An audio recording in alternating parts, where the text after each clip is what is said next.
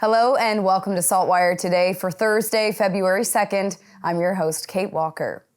A cold snap is on its way to Nova Scotia. The province has been under weather advisories ahead of a blast of Arctic air and dangerous wind chills that will pass through the region Friday night and Saturday. The bone-chilling temperatures could see wind chills into the minus 30s and for some minus 40s. Our weather specialist Alistair Alders has more on these bitterly cold conditions.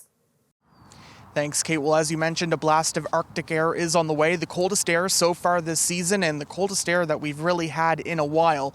Take a look at the upper level pattern to see how this air mass will be progressing towards Nova Scotia. It's an upper level trough that will be sinking to the south and east as we go through Friday and into Saturday. And as we switch that over to take a look at how temperatures will progress as we go throughout the day Friday, some of us will be near or just above freezing to start the day, but temperatures will be plummeting through the afternoon and Friday night, well below freezing. So any standing water could flash freeze. We need to keep a very close eye on that.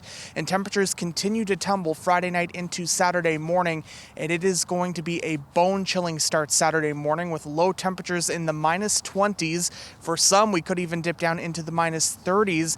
The big concern here, though, will be the wind chill, which will be between minus 35 and minus 45, possibly even a bit colder for some locales, and that brings on the risk of hypothermia and frostbite. So as we take a look at the risk of frostbite with these wind chills, you can see that anything really in that range, your skin can freeze in anywhere from 10 to 30 minutes. So there is an extreme concern for frostbite on Saturday morning. So if you do have to be outside, make sure you do bundle up and stay warm. As I mentioned, hypothermia also a risk with this outbreak too. Now, I have been seeing comments, this is Canada, this is winter, we do get cold. Certainly we do, but we could be seeing some records broken with this cold. And as I mentioned, the big concern here will be frostbite and hypothermia. So we really do need to take this seriously, especially for those who are unhoused. Now, more than ever, more people are living on the streets. So we do need to make sure that we are taking this very seriously. Now, the good news is that this blast of Arctic air is short-lived. Temperatures will be moderating as we go throughout Sunday and into Monday back above freezing. So that is the piece of good news with this event. Kate. And Alistair will be back in the weather section with your Halifax forecast. While there hasn't been much winter weather in Nova Scotia so far this year, Shubenacadie Sam has predicted there's still plenty of season left. The groundhog was greeted by her shadow when she slowly emerged from her enclosure at the Shubenacadie Wildlife Park this morning. According to folklore, that means 6 more weeks of winter. So groundhogs normally at this time of year are hibernating, yes. And sometime around now is when some of them will start to emerge from hibernation, and they'll pop out to take a look around and see how the weather's going. If the weather's good, then they're going to stay out and start looking for food. If the weather's cold, they're going to go back underground and sleep another few weeks. Sam made her prediction in front of an audience for the first time since the beginning of the pandemic. Her last 2 forecasts were held exclusively by video because of COVID-19 precautions. Nova Scotia Power's residential customers will see their power bills go up by about 14% by January of next year. The Nova Scotia Utility and Review Board announced today that it has approved most of the utility's general rate application settlement agreement that was reached in November with representatives for all major customer classes representing most of Nova Scotia Power's customers. The board provides for average rate increases of 6.9% across all customer classes in each of 2023 and 2024. The increase for 2023 is effective immediately, and next year's increase will kick in January 1st, 2024. When compounded, the increases will top 14%.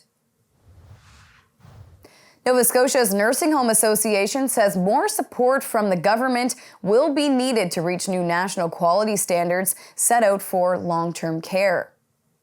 The report released this week by the Standards Council of Canada, the Health Standards Organization, and the Canadian Standards Association says the COVID-19 pandemic exposed significant gaps in the ability of LTC homes to provide high-quality care to these residents. The new standards called for better training of long-term care staff and a team-based approach that pays more attention to the residents' perspective. There were a couple of things that sort of stood out. One was the visiting policy. So this is certainly something that we heard about, and we lived through the number of shutdowns, the number of lockdowns, the inability to allow family members to come in to visit their loved ones. We weren't allowed to have anyone in. That was a public health directive. And so, now 2-3 years later, we're able to reflect on the fact that that had a devastating impact on many residents and their families, and that we need to do better as we move forward as a sector in general. As for the competence of staff and general quality standards, Lowe put the onus on the province to provide training for funding and change the focus of nursing home inspections. It's time now for a glimpse of today's Thinking Out Loud with Sheldon McLeod. Today, Sheldon is speaking with Michelle Millette with Out of the Cold Community Association. They talk about preparing the vulnerable for the potentially deadly cold. We have a weather warning in effect for very cold weather moving in. The municipality is talking about opening warming centers, temporary warming centers. How do you even gear up for this? How do you even prepare the people that you're serving to deal with sub-zero temperatures?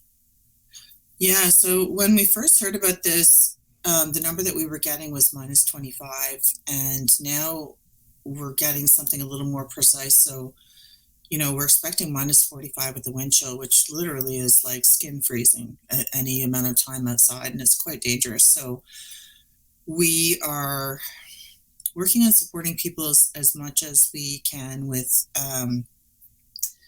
where will they go that even they might not typically access. If people are expressing, a discomfort, or there's an issue with being able to get to a space, like say getting to Sackville, we're really going to encourage them to access those places and problem solve about where could you stay. The folks that are outside now, we haven't actually experienced that. It's not typical for us to have temperatures that low. So as much as it's very dangerous and uncomfortable to be outside the rest of the winter, this is very different. This is like someone will die if they're outside. And for Sheldon's full conversation, head to the opinion section of SaltWire.com. Time now for the Atlantic Sports Wire, presented by Scott Squires. I was a fan of Atlantic Grand Prix wrestling when I was a kid growing up, and wrestling continues to be a sought-after sport in this region. Joining me is wrestling promoter Dave Boyce. Dave, tell me about this really cool event that you got coming up in March. Hey, thanks for having me, Scott. So, March the 11th, we're having a wrestling event at the Parkside Pub and Smokehouse in Dartmouth, Nova Scotia. It's at 14 Highfield Park.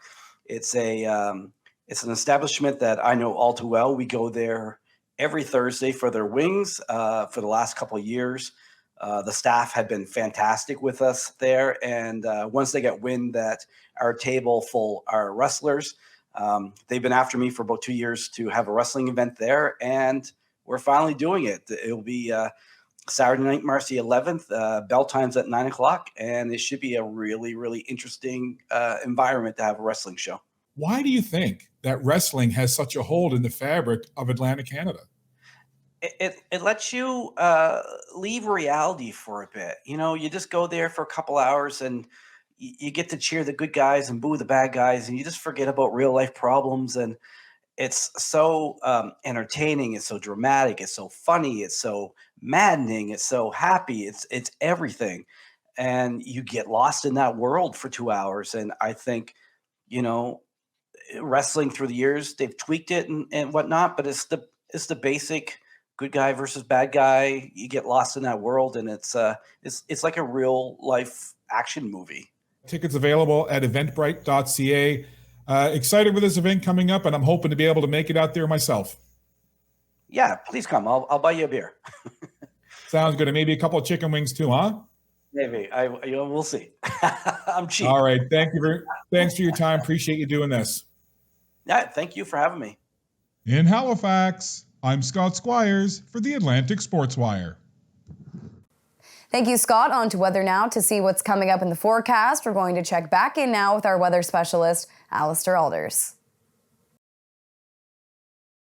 Hi again, Kate. Well, we are on a temperature roller coaster that will be plunging down as we head through Friday and Friday night, but we'll start to head back up later this weekend. This evening, we will see the temperature near -4, and it will be mainly cloudy, and we'll have a chance of flurries. Now, temperatures will be rising overnight, so we start the day near +1 on Friday. We will have some rain or snow showers around as that cold front approaches the region.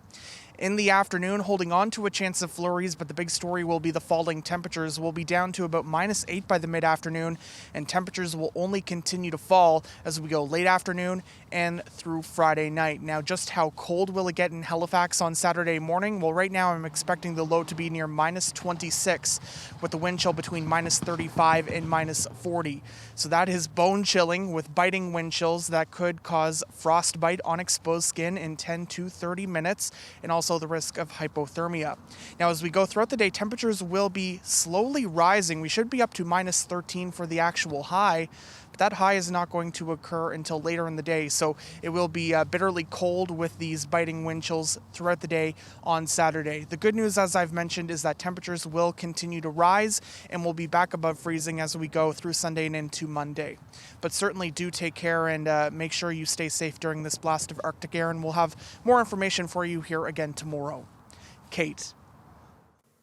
Thank you, Alistair. That's all for now. For more extended video and full online articles, stay tuned to SaltWire.com. And you can find us on YouTube, Instagram, and Twitter. I'm your host, Kate Walker. Thank you for joining us, and we'll see you back here tomorrow.